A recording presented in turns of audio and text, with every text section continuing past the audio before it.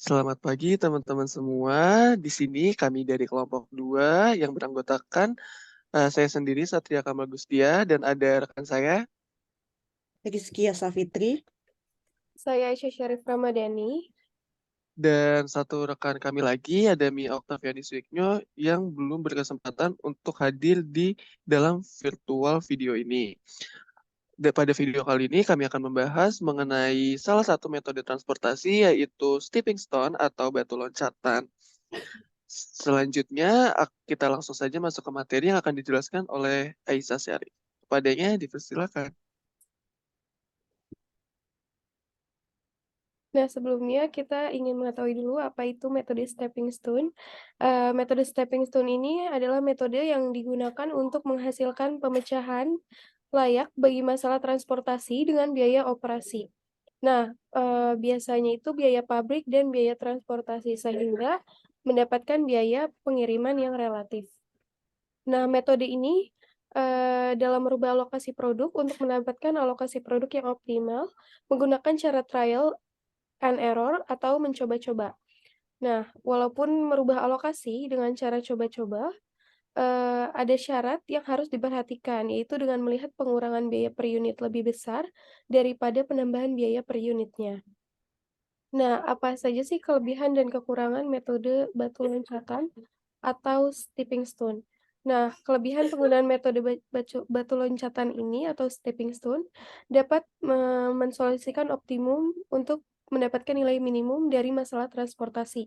Nah, sedangkan kekurangan dari metode ini, penggunaan metode batu loncatan atau stepping stone ini harus memiliki ketelitian yang tinggi untuk mendapatkan nilai yang paling minimum. Selain itu, diperlukan waktu yang cukup lama untuk menyelesaikan masalah mengenai metode batu loncatan ini.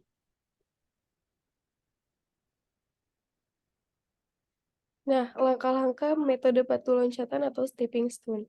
Dalam penyusunan jalur stepping stone, ada beberapa langkah yang perlu diperhatikan. Yang pertama, arah yang diambil, baik searah maupun berlawanan arah dengan jarum jam. Yang kedua adalah tidak penting dalam membuat jalur tertutup. Yang ketiga, hanya ada satu jalur tertutup untuk kotak kosong. Yang keempat, jalur hanya mengikuti kotak terisi atau terjadi perubahan arah, kecuali pada kotak yang kosong sedang dievaluasi. Nah, yang kelima ada baik kotak terisi maupun kosong dapat dilewati dalam penyusunan jalur tertutup. Yang keenam, suatu jalur dapat melintasi dirinya. Dan yang terakhir, sebuah penambahan dan sebuah pengurangan yang sama besar harus kelihatan pada setiap baris dan kolom pada jalur tersebut. Oke, selanjutnya yaitu ada langkah-langkah menyelesaikan permasalahan batu loncatan. Yang pertama ada pemecahan visible. Pemecahan visible yang pertama dengan menggunakan metode sudut barat laut. Yang kedua, kotak yang terisi kita sebut kotak basis, nilainya kita beri tanda kurung buka dan tutup seperti XIJ, I melambangkan baris dan J untuk kolom. 3. Kotak yang tidak terisi kita sebut kotak bukan basis atau non-basis sel. Semua kotak memuat biaya angkut per unit barang sebesar CIJ di mana satu unit barang diangkut dari tempat asal A ke tempat tujuan T. Lalu yang keempat, S sama dengan supply atau persediaan barang di A. D sama dengan permintaan barang dari T.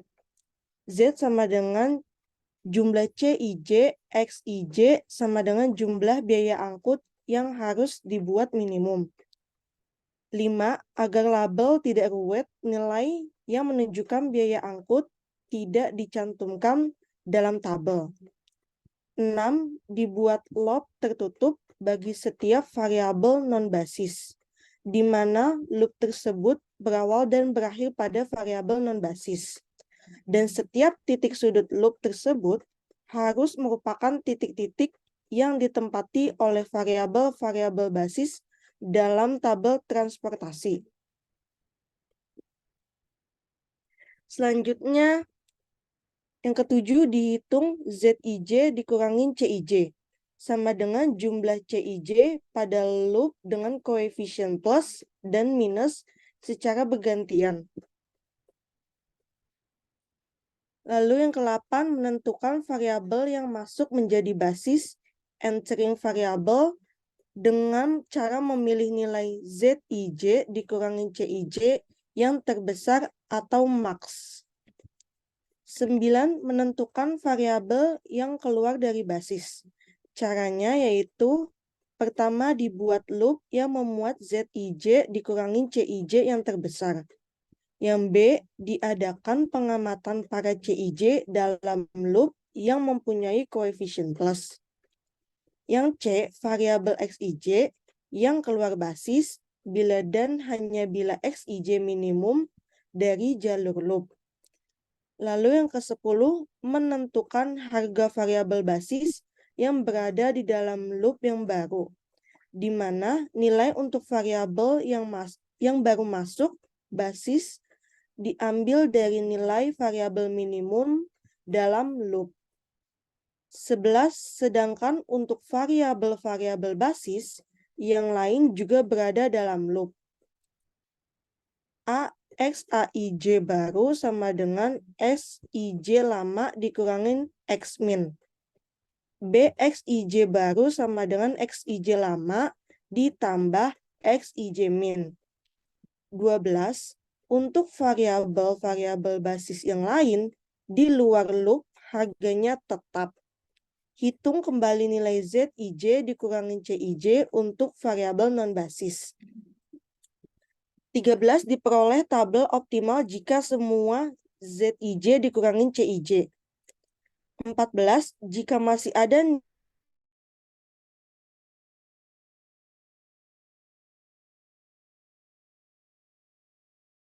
atau variabel yang masuk dan yang keluar. Selanjutnya,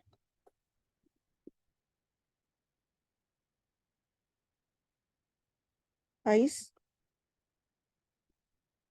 Selanjutnya, langkah-langkah pemecahan masalah secara singkat. Yang pertama, penyusunan tabel alokasi. Yang kedua, prosedur alokasi menggunakan pedoman sudut barat laut atau Northwest Corner Rule. Dan yang terakhir, mengubah alokasi secara trial and error.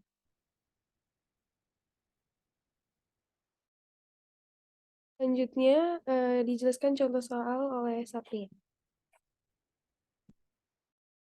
Baik, selanjutnya di sini ada contoh soal. Soalnya itu 3 pabrik barang dengan kapasitas 90 ton, 60 ton, dan 50 ton hendak mengirim barang ke 3 kota dengan kebutuhan masing-masing kota adalah 50 ton, 110 ton, dan 40 ton. Biaya pengiriman dalam ribuan dilihat dari tabel yang ada di sebelah kanan sini. Yang ditanyakan berapakah total biaya optimal yang harus dikeluarkan perusahaan dalam memenuhi kebutuhan ketiga kota tersebut. Nah, untuk tabelnya kita bisa lihat di sini ya untuk variabel yang akan menjadi variabel basisnya nanti. Bisa di next ya. Nah, seperti yang sudah dijelaskan tadi, pada pemecahan masalah dengan menggunakan metode stepping stone ini menggunakan yang namanya metode sudut barat laut atau NWC. Nah, sebelum kita memahami bagaimana sih langkah-langkah menggunakan metode stepping stone ini, kita harus membuat tabel dengan visible awal dan menggunakan metode NWC tadi. Nah, di mana tabel tadi akan berbentuk seperti yang di pojok sebelah kiri atas ini, di mana pabrik 1 memiliki kapasitas 90, pabrik 2 60, dan pabrik 3 memiliki kapasitas 50. Dengan kota A, kebutuhannya ada 50, kota B 110, dan kota C 40.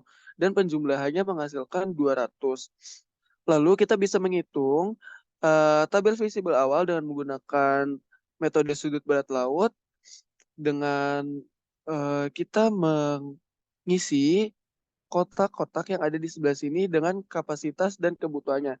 Kita bisa lihat di sini, kita mulai dari pojok pabrik A ke kota 1. Untuk kapasitas, untuk kebutuhan dari kota A, kita lihat dulu, ini ada 50. Di mana kapasitas dari pabrik 1 ada 90. Maka dari itu kita bisa isi di sini dengan 50. Nah, karena di sini kapasitasnya 90, berarti kita bisa sisanya itu ada 40. Nah, Di sini berarti kebutuhannya sudah habis karena sudah terpenuhi semua dari pabrik 1 ke kota A. Berarti nanti pabrik 2-nya kosong dan pabrik 3-nya kosong. Oke, selanjutnya di sini kota B membutuhkan 110. Nah, di sini masih ada kapasitas dari pabrik 1 itu 40. Maka di itu kita isi dulu 40 di sebelah sini. Untuk itu kapasitasnya sudah habis dan kebutuhannya kita kurangi dengan 40. Berarti menghasilkan 80. 80. 70. 70. Aduh, maaf ya kalau jelek tulisannya teman-teman. Lanjut lagi, kita ke bawahnya, ke sampingnya dulu, karena kapasitasnya sudah habis, berarti di kota C tidak bisa. Lanjut ke bawah 40 sini, di sini kapasitasnya ada 60, sedangkan kebutuhannya masih ada 70, berarti kita isi di sini, eh ini masih ada isi 60, lalu di sini kapasitasnya sudah habis, dan di sini kebutuhannya sisa 10 karena 70 kurang 60. Oke, selanjutnya di sini kita lihat kapasitas dari pabrik kedua ini sudah habis. Lalu ke bawahnya lagi karena masih ada 10 berarti kita di sini isi 10 dan berarti kapasitasnya berkurang 10 sisa 40. Nah, ini sisa akhirnya teman-teman. Berarti sesuai nih pabrik 3 kota C mempunyai kebutuhan 40 berarti kita tulis di sini 40. Dan berarti di sini sudah habis dan sesuai sisa 40. Ini buat tabel divisible awalnya kita bisa lihat yang sebelah sini, teman-teman. Sesuai ya sama yang atas sini tadi. Gitu. Oke, kita bisa ngitung dulu nih dengan menggunakan tabel ini berapa sih biaya minimumnya, teman-teman. Kita bisa kalikan 50 dikali dengan 20, 40 dikali 5, 60 kali 20, 10 kali 10, 40 kali 19. Dan di sini hasilnya yaitu 3.260 dalam ribuan. Nah, kita bisa lanjut setelah kayak gini tuh kita bisa lanjut ke metode stepping stone-nya, teman-teman. Di mana kita bisa mengisi sel-sel yang kosong tadi. Di sini kan ada yang 50, ada yang ini 50, 40, 60, 10, dan 40 ya. Nah, di sini masih ada sel-sel kosong nih yang ini. Yang ini, yang ini, yang ini, yang ini, dan yang ini. Nah, ada 4 sel kosong.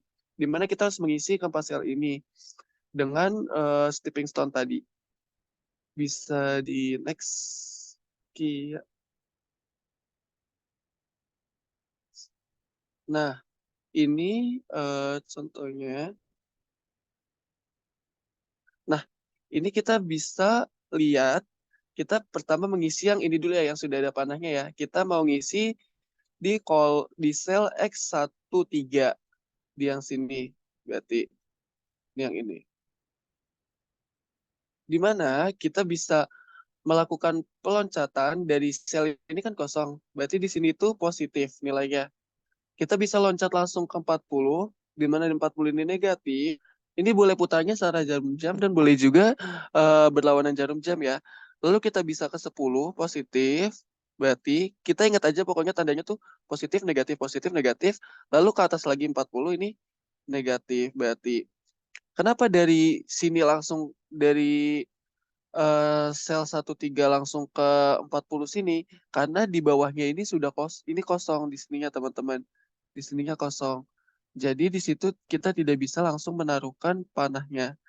Jadi kita hanya bisa mengisi sel-sel yang ada angkanya saja seperti 50, 40, 60, 10, dan 40.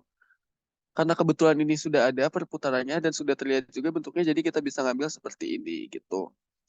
Lalu kita bisa hitung aja tadi, di sini kan sudah positif ya, berarti di sini positif 8 dikurang 19, karena di sini kan negatif, berarti dikurang 19, ditambah 10 dari sini, terus dikurang 5. Nah, di sini tuh kita melihat si variabel basisnya tadi yang di dalam kotak kecil yang ada di sudut kanan atas tiap tabel, tiap kolom maksudnya.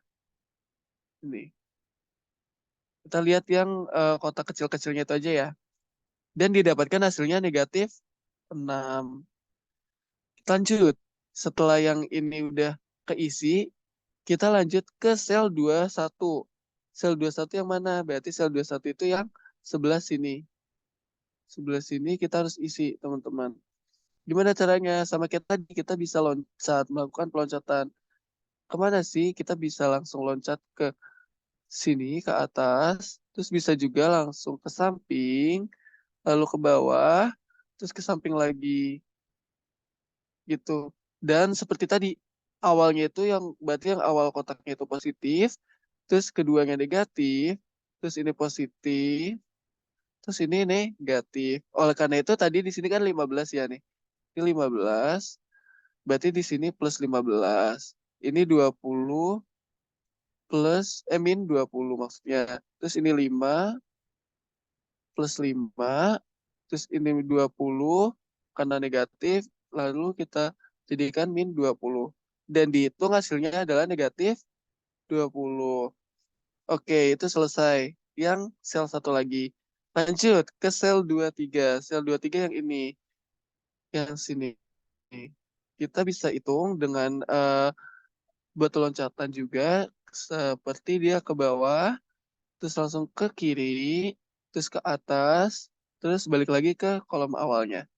Dimana kayak yang tadi lagi ya. Ini positif, terus ini negatif, ini positif, terus ini negatif.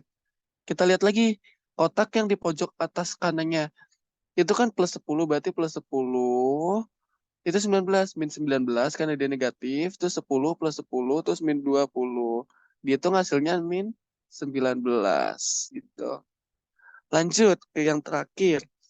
Di sini ada sel 31. Ini kita hitung dengan dia ke atas, terus dia ke samping kanan, terus dia ke bawah, terus dia ke samping kiri. Kayak tadi lagi positif. Ini kita ngisi yang ini ya. Maaf belum dikotakin. Ini negatif, ini positif, dan ini negatif. Kayak tadi lagi 25 karena positif, min 20 negatif yang ini. Terus ini plus 5, dia positif yang ini.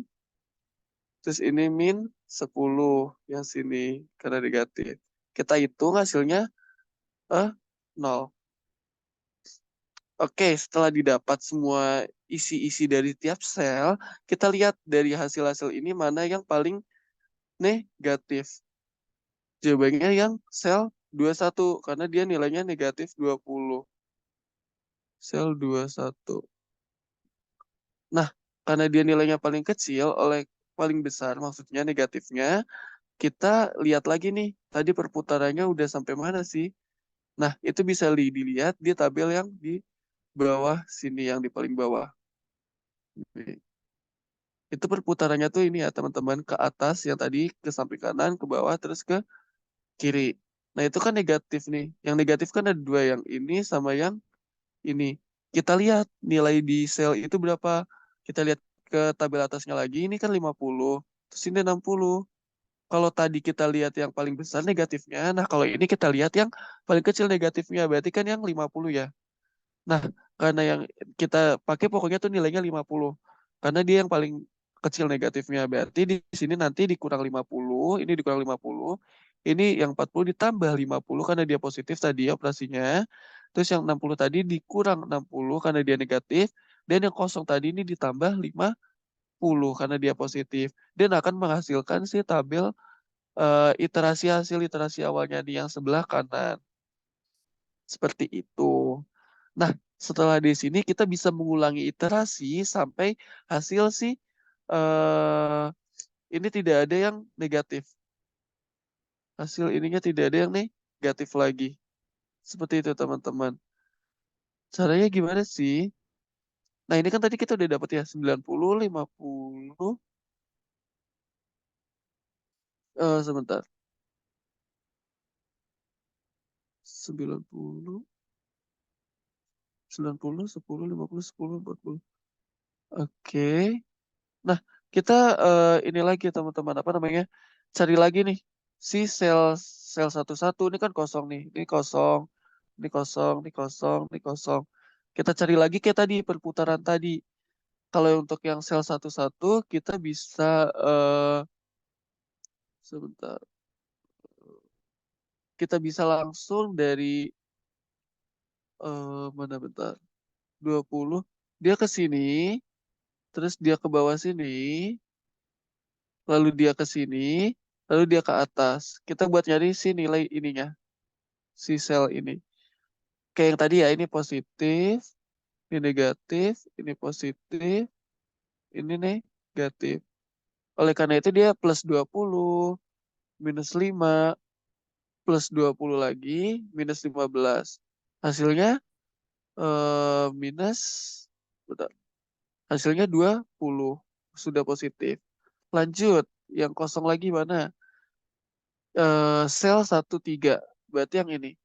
Ini kita bisa isi dengan ke bawah, karena yang bawah agak kosong, jadi kita langsung loncat.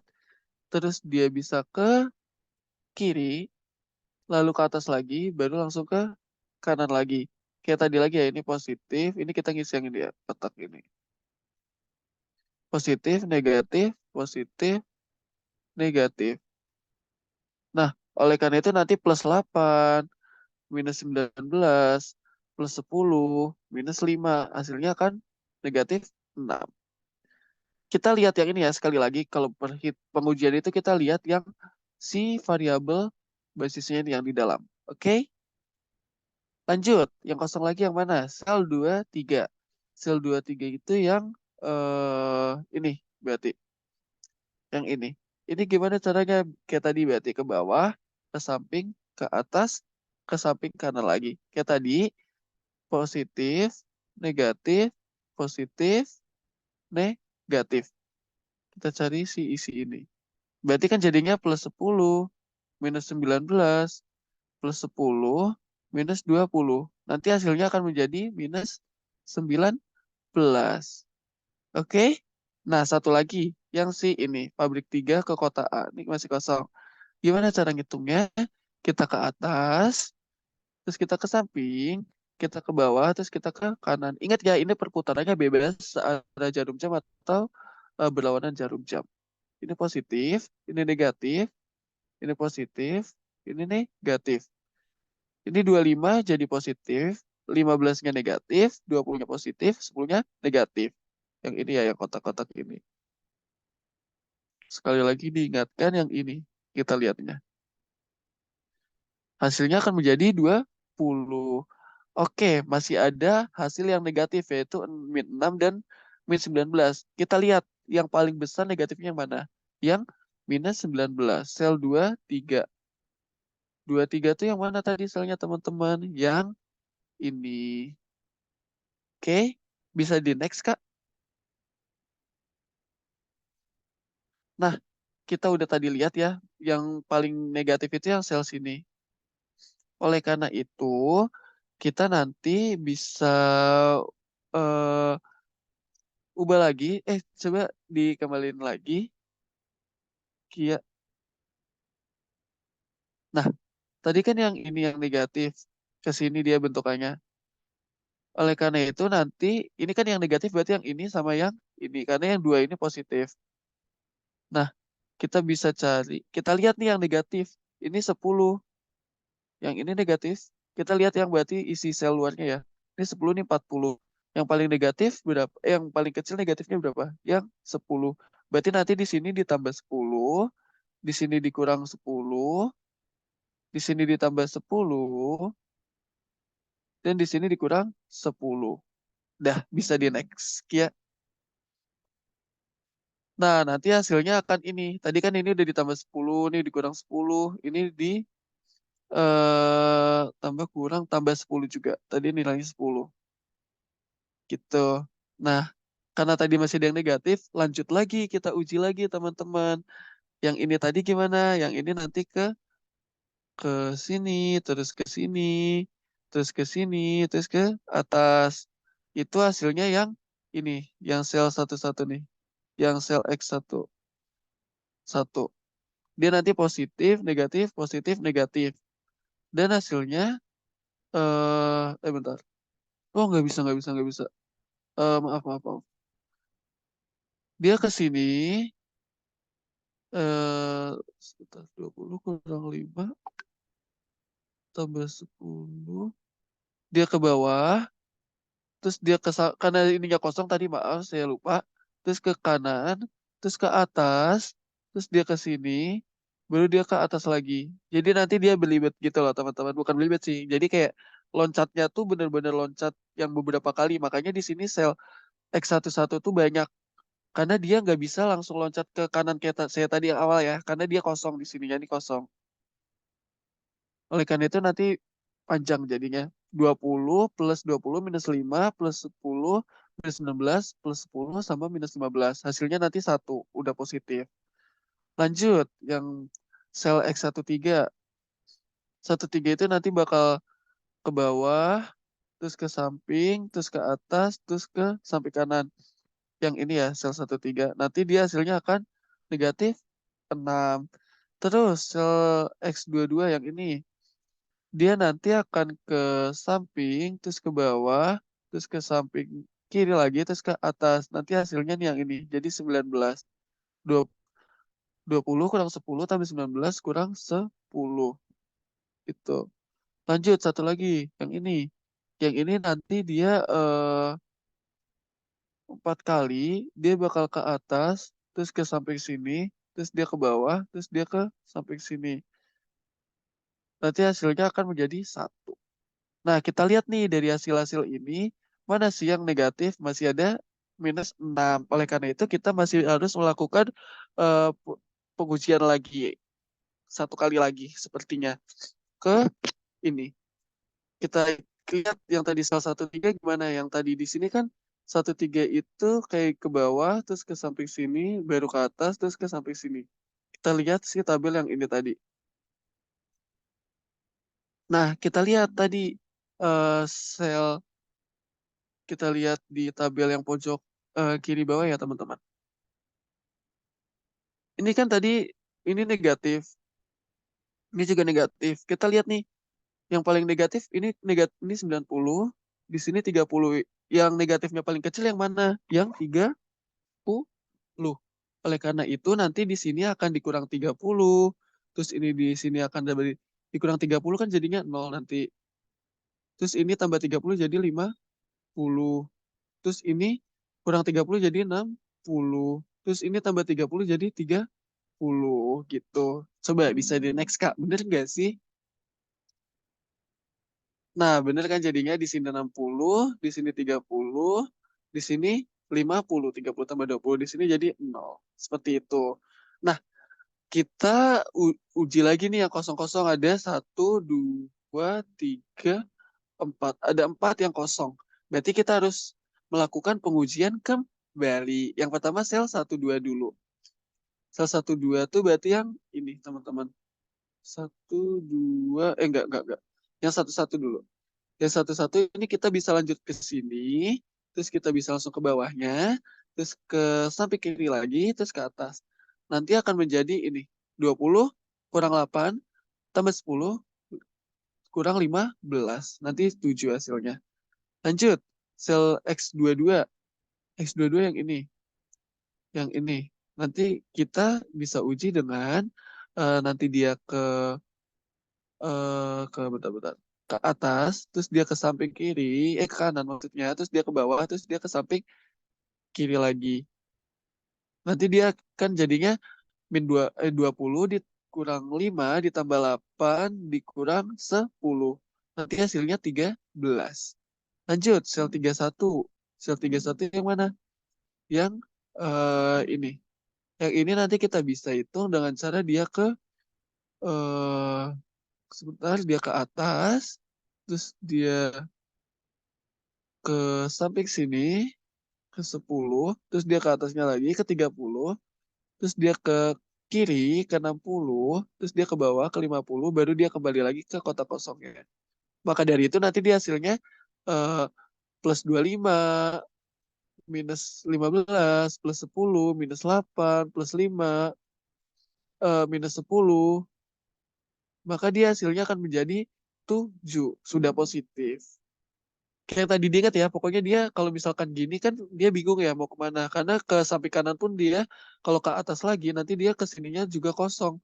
Oleh karena itu dia agak ke atas, ke samping sini, ke atas lagi, terus ke samping sini, ke bawah, baru ke samping sini lagi gitu.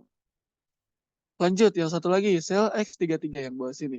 Ini bisa aja kita langsung ke samping kiri, terus ke atas, terus ke kanan, terus ke bawah. Dan nanti kan jadinya plus 19 minus 10 plus 5 minus 8. Hasilnya 6. Nah, setelah kita uji ini satu-satu, sudah tidak ada yang negatif. Adanya 7, 13 sama 7 dan 6. Oleh karena itu, iterasi kita sudah selesai, teman-teman. Nah, lalu kita di sini udah ngapain lagi sih, Kamal? Nah, kita di sini ngitung nih biaya pengiriman dari tiap pabrik ke tiap kotanya. Kan tabel akhirnya yang ini ya berarti ya, karena sudah tidak ada yang negatif. Kita langsung hitung aja nih yang ada angka di tiap selnya. Berarti kan 60 dikali 5, 50 dikali. Nah, pabrik satu ke kota B itu 60 dikali 5. Jadi hasilnya 300. Terus pabrik satu ke kota C 30 dikali 8, makanya hasilnya 240. Terus pabrik 2 ke kota A 50 kali 15, hasilnya 750. Terus pabrik 2 ke kota C 10 kali 10, hasilnya 100. Dan pabrik 3 ke kota B 50 kali 10, hasilnya 500. Nah, sudah dikali nanti hasilnya adalah 1890 dalam ribuan. Oleh karena itu, kesimpulannya jadi biaya total yang harus dikeluarkan perusahaan dalam memenuhi kebutuhan ketiga kota tersebut adalah 1.890. Nah, hasil ini berbeda dengan hasil yang di NWC tadi. Kalau yang di NWC tadi berapa, Kia? Bisa di yang NWC tadi nggak yang di awal? Nah, stop. Iya, yang tadi. Ini kan 3260. Kalau yang tadi kan 1890 ya kalau nggak salah. Berarti itu kan lebih ke sial tandanya. Berarti untuk biaya optimalnya yang harus dikeluarkan perusahaan seminimum mungkin itu segini. Walaupun tadi terdapat beberapa kendala, beberapa kekurangan di stepping stone ini karena memang harus banyak melakukan tahapan-tahapan, tapi kita bisa langsung melihat di sini biaya optimalnya itu berapa. Gitu teman-teman. Oke, selanjutnya di sini kami ada soal latihan nih buat teman-teman semua. Dah, ini soal latihannya kurang lebih masih sama pembahasannya terkait stepping stone tadi, hanya saja memang angkanya yang sedikit dirubah ya. Nanti bisa referensi dari contoh soal sebelumnya saja gitu. Oke, mungkin cukup sekian pembahasan dari kami. Semoga apa yang kami sampaikan dapat dipahami dengan baik dan jika ada kekurangannya juga mohon dimaafkan karena kita juga masih belajar. Seperti itu. Oke, kita tutup aja ya teman-teman. Iya, Oke. Kamal. Oke, terima kasih atas perhatiannya. Akhirul kalam, wassalamualaikum warahmatullahi wabarakatuh. Waalaikumsalam warahmatullahi wabarakatuh.